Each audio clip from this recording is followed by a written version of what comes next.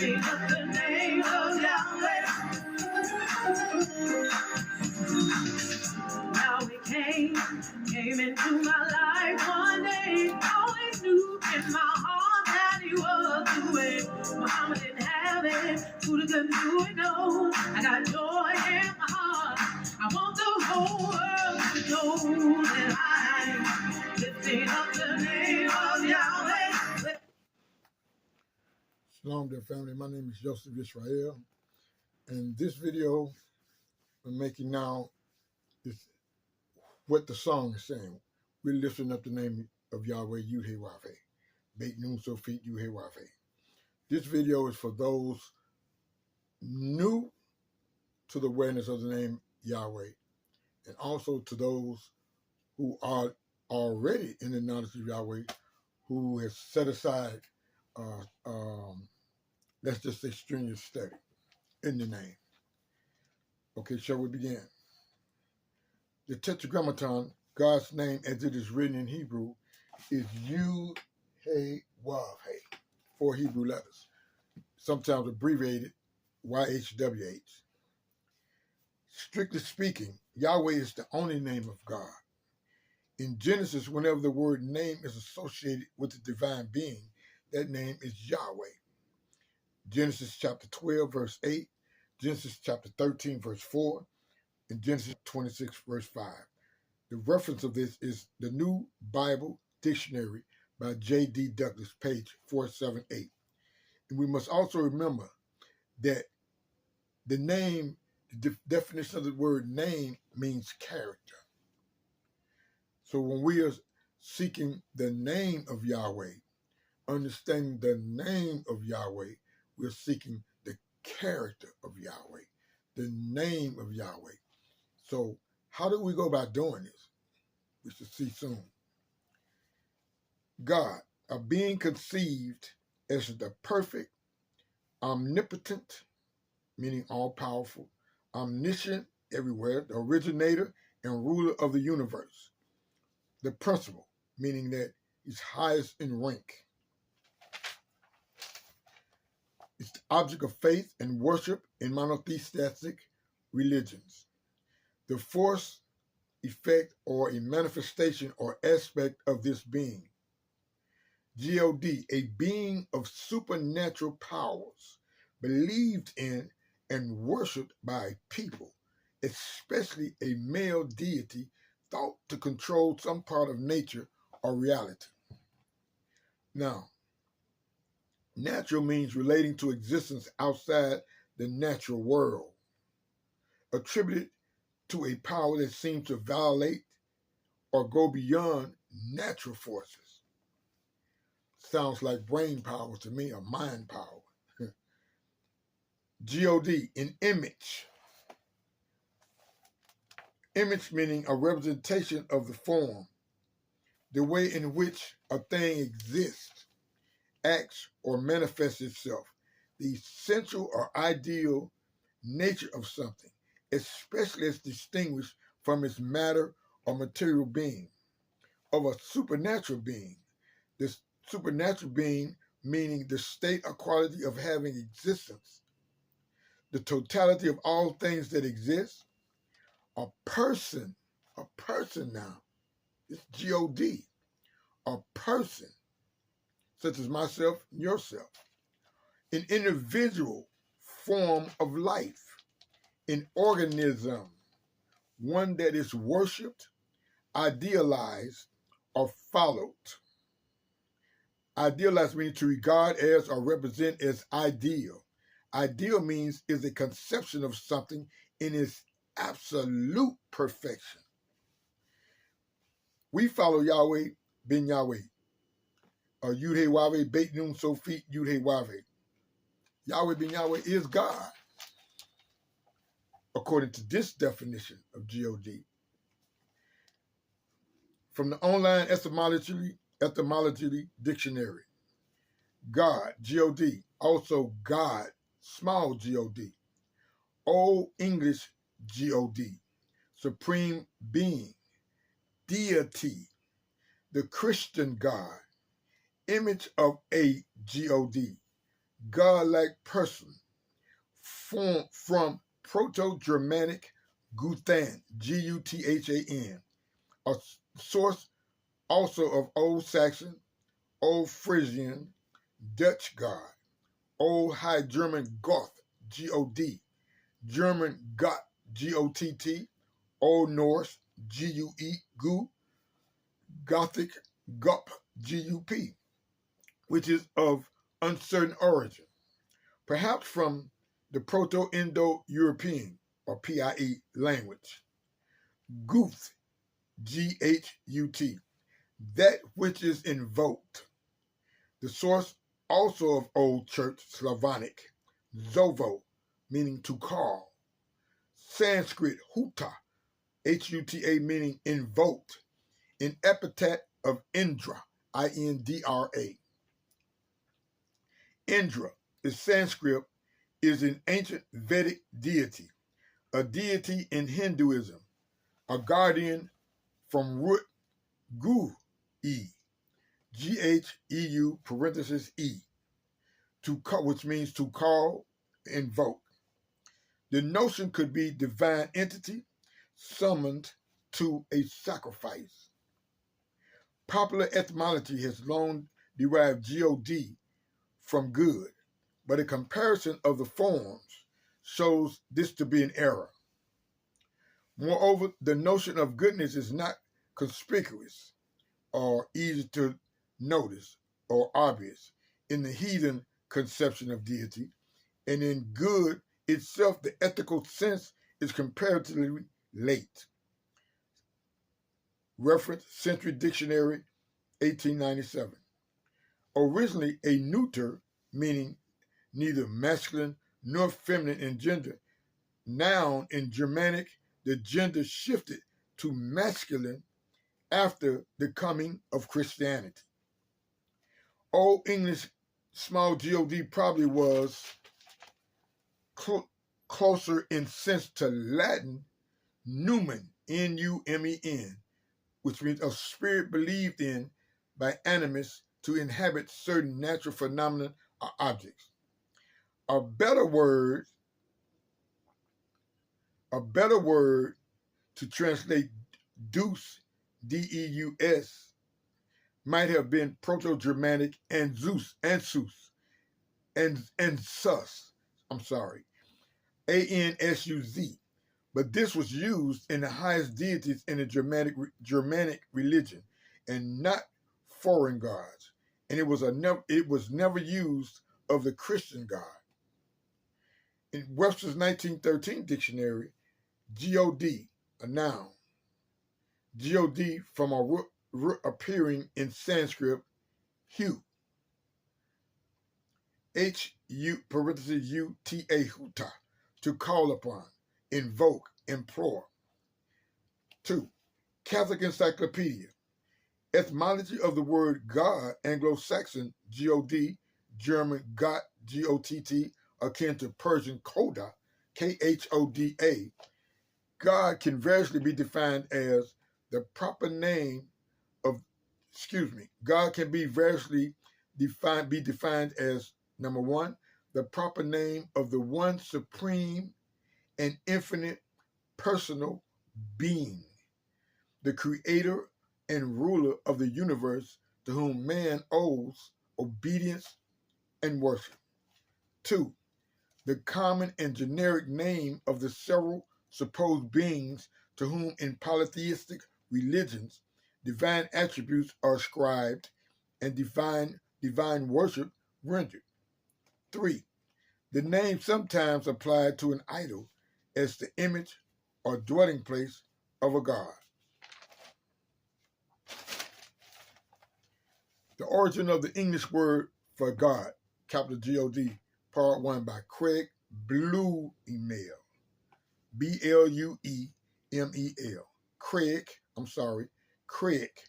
Bluemel. The English word for God has become a source of confusion for Christians since at least the Anglo-Saxon era. Webster's New Collegiate Dictionary says that the origin of the word God comes from a Germanic word Gad, G-A-D, pronounced as Godt, G-O-H-D-T. The following information on the origin of the word G-O-D will help to understand why we use it in our vernacular or everyday language. G-O-D, God. The English word God is identical with the Anglo-Saxon word for good, and therefore it is believed that the name God refers to the divine goodness. See Ohler's, O-E-H-L-E-R-S, Theology of Old Testament, Strong's and Young's Concordances, from New Unger's, U-N-G-E-R-S, Bible Dictionary, originally published by Moody Press of Chicago, Illinois, copyrighted 1988. Further info on the source of our word for God, G-O-D, is listed below. Word origin, G-O-D. Our word God goes back via Germanic to Indo-European, in which a corresponding ancestor form meant invoked one. Invoke means to call on a higher power for assistance, support, or inspiration. The word only surviving non-Germanic relative is Sanskrit hu, H-U, invoke the gods, a form which appears in the Rig, R-I-G, Veda, or Veda, most ancient of Hindu scriptures. Piru Hutas, P-U-R-U, Hutas, H-U-T-A-S, much invoked, epithet of the rain, and thunder god Indra, I-N-D-R-A, reference from the Reader's Digest Family Word Finder, F-I-N-D-E-R, page 351. Originally published by the Reader's Digest Association, Incorporated, Pleasantville, New York, Montreal, copyrighted in 1975. Now, if the sources noted are accurate, then the word that we use for the Supreme Being, God, comes from a pagan origin. Thus, the word God is used generically by many different religions to refer to their deity or invoked one. The word God has an origin or association with Hindu Sanskrit. To illustrate how this is possible, we again quote from Family Word Finder on the historical development of our modern English language. Page 7, Word Origins. English belongs to the Indo-European family of languages, which consists of about 100 related tongues, all descended from prehistoric language of a pastoral, bronze-working, horse-breeding people, the Aryans, who inhabited the steppes or steppes, S-T-E-P-P-E-S, of Central Asia about 4500 BC. Scholars refer to their language at this stage as Proto-Indo-European or simply Indo-European. Wait a minute now. We're talking about a people about 4500 BC. That's a lot of years past 2000. But we'll come to that at another time. Over the next 3,000 years or so, the community of Indo-European speakers splintered off to Iran and India, where their idiom or speech form developed into sister languages, Old Persian and Sanskrit. And elsewhere, in many other directions, mainly westward. The farther afield they ranged, the farther their ancestral manner of speaking did diverge or swerve. The old national name, Aryan, meaning noble, survived in both Persia and India, and is in fact the source of the present-day Iran, I-R-A-N. Within a few hundred years after the primeval Aryan community started breaking up, there were already several Indo-European language families overspread, most of Western Eurasia, from the Himalayas to the Atlantic. The most important of these breakages are: 1. Indo-Iranian, comprising Iran and Persian and India Sanskrit, together with the derivative Hindi, Urdu, Bengali, and other languages, including Romani, the language of the Gypsies.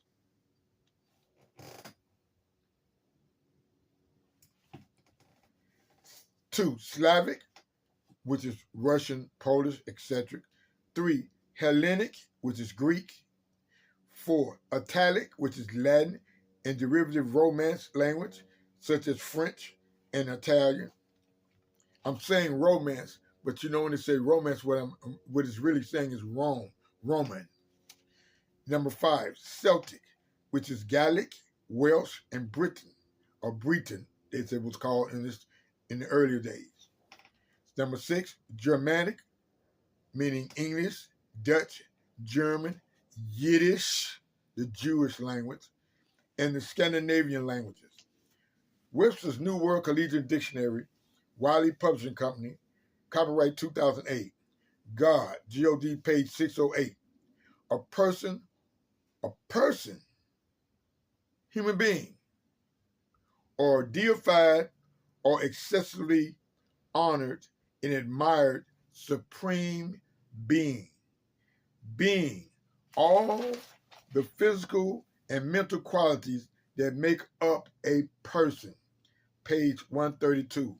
Supreme meaning highest in rank, power, authority, etc.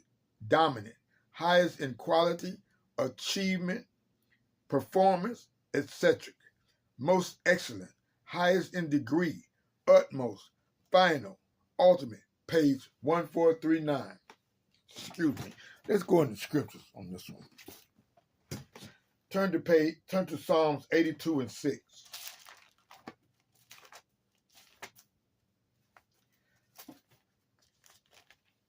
Psalms 82 and 6.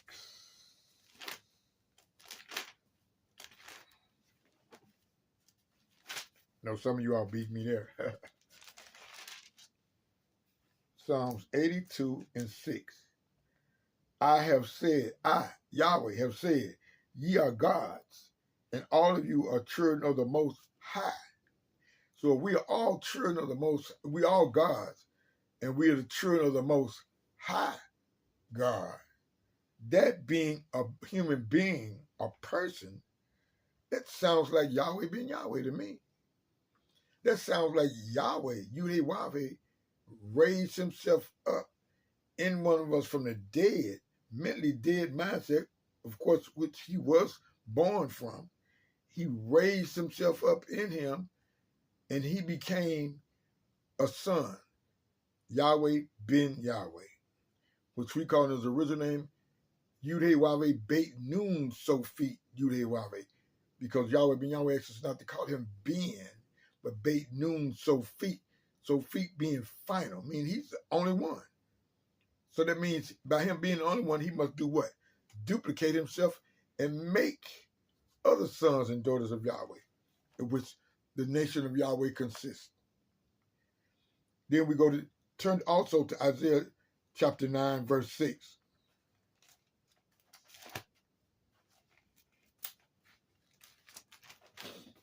Isaiah chapter 9, verse 6, which I'm sure we all are familiar with that. Which says, for unto us a child is born, unto us a son is given. And the government shall be upon his shoulder, and his name shall be called Wonderful, Counselor, the Mighty God. Now all these attributes points in the direction of Yahweh ben Yahweh. If you don't believe that in just his faith and coming in the name of Yud-Heh-Wah-Veh, believe it in cause of his works, his character, which is active words. Yahweh ben Yahweh is supreme. Highest in rank, highest in power and authority amongst us, highest in quality. When I say amongst us, I'm not just talking about the nation of Yahweh, I'm talking about the whole planet, every mind, every man. He is highest in rank, power, and authority amongst us. He is dominant. In the world, He is the highest in quality, achievement, performance, to have been able to take a mentally dead man and woman from the so-called black nation to accomplish what no other has done with these dead people. Now let me clarify this, since it's in my mind. When Yahweh ben Yahweh says, I was there with Adam and walked with him. Now we're talking 6,000 years ago. Are you trying to say that this body that some of our enemies say we worship, which we don't, but they're paying attention to it, we're not, because they're carnal minded. There's no way mathematically that that body, that same body, could be there 6,000 years ago. I mean, if he wanted to make it so, Yahweh could have. But Yahweh deals with knowledge, wisdom, and understanding, and mathematics, in which you cannot lie or cheat with mathematics. So, where is Yahweh ben Yahweh? Who is Yahweh ben? That which is in us, that form, that image of Yahweh, which was clouded by immorality in our minds, all of us. But the one he picked, highest in rank amongst us, was Yahweh ben Yahweh. Being Yahweh, being Beit Nun, that's a being. That body, that house, which we'll get into that a little later.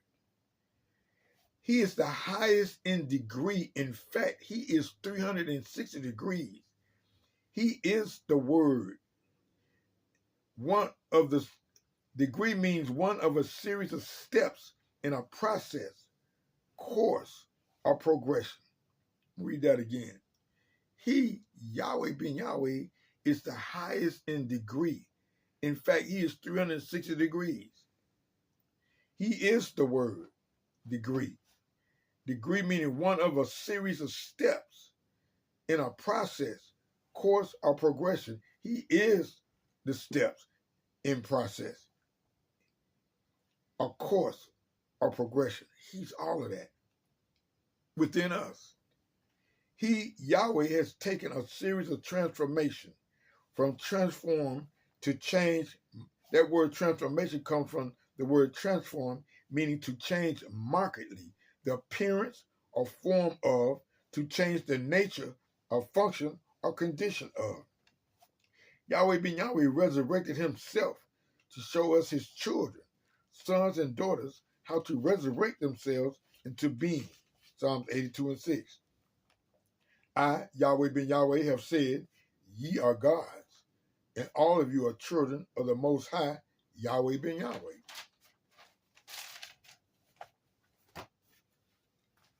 Now, let's take it a step further. God, God, any of various beings conceived of as supernatural, immortal, and having special powers over people and nature, especially a male deity. Wait a minute. Psalms 82 and 6 says, you are all God. Who's talking to? Us, the Hebrew Israelites that's been reborn by Yahweh ben Yahweh. So if we are gods, that means with this definition pertains to us. Supernatural, we're immortal, and we have special powers over people and nature. Okay, well, how can I prove that? And what happened to us?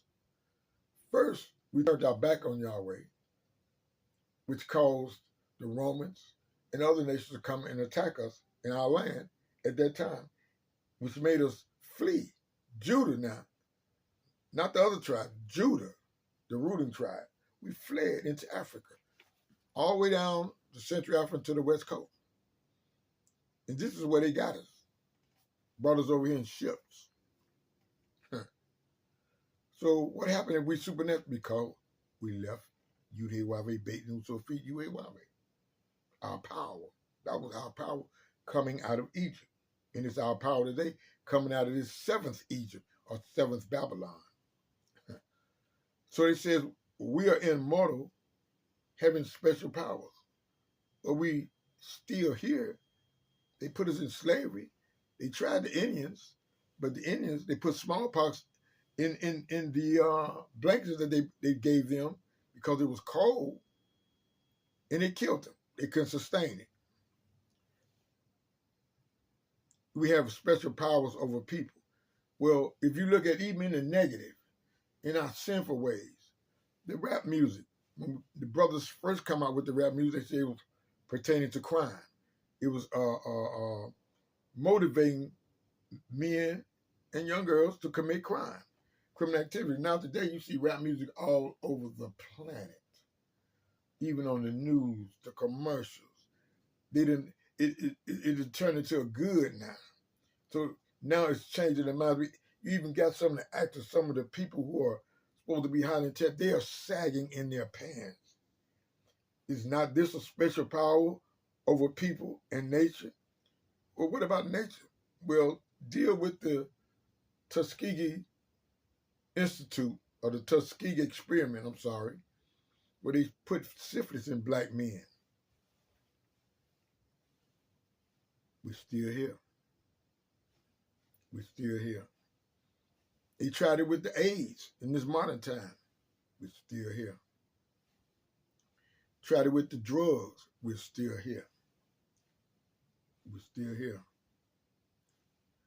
If you look at a video called Drugs, CIA, Drugs Are Us, CIA Drugs, you'll find out that one of the European rich men, along with the Rockefellers and the rest of them, Cabot and the Rockefellers, they sold opium.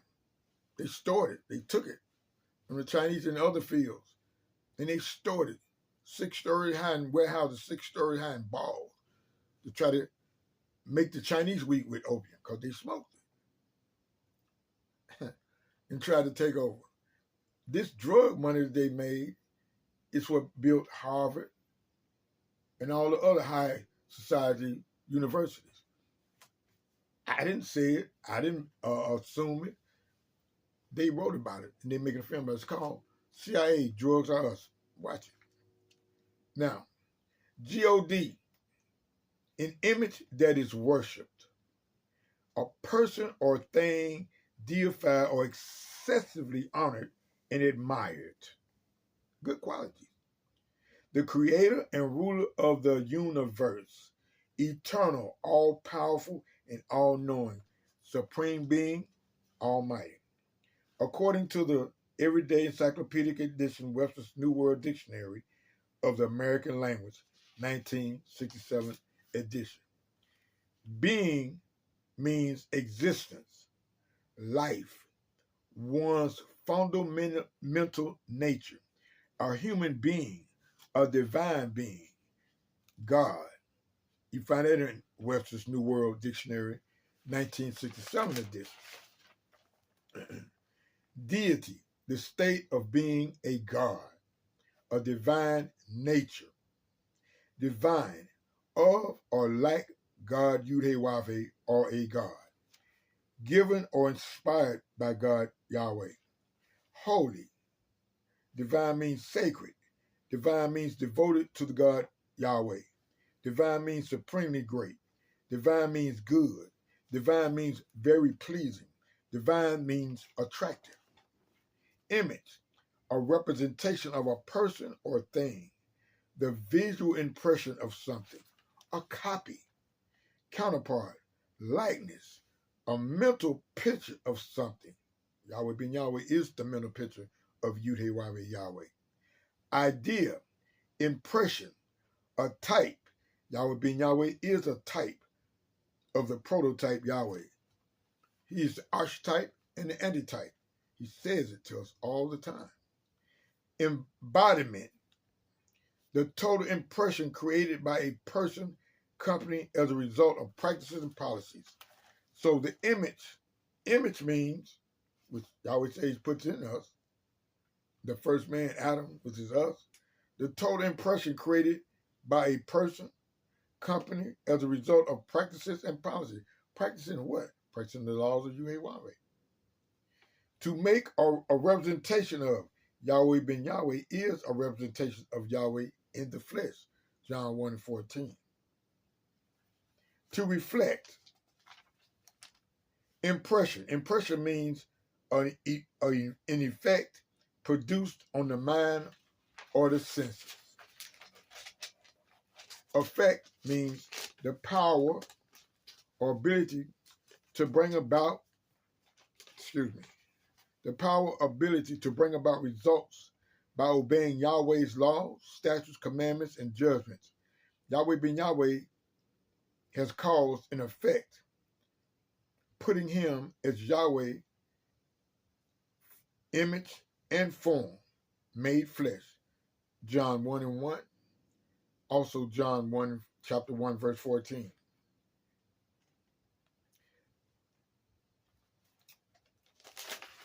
Impression is the effect produced by an effort or activity.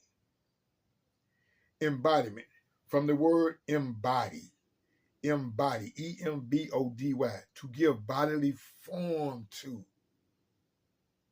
Yahweh ben Yahweh is the embodiment of Yudhe-Wave, John 10:30. Embody means also incarnate, to give definite or visible form to visible, to make something part of an organized whole. Incorporate, to give definite or visible form to. What is it saying? Give form to the human body? No, that which comes the behavior of the human body. It's what it's speaking of. Incorporate, John 10:30. Combine into one body or unit. Let's read John 10:30. Let's keep popping up. John 10:30.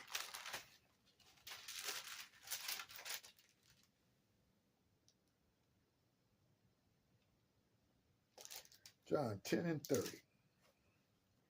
I and my Father are one. Incorporate. Combine into one body or unit. To combine with something already formed. Yudhe-Wave already formed. Yahweh ben Yahweh, that body that he came in, united with that which was already formed. Embody, to bring together into a single whole. Merge, to give material form to. Yahweh ben Yahweh's attributes. Okay.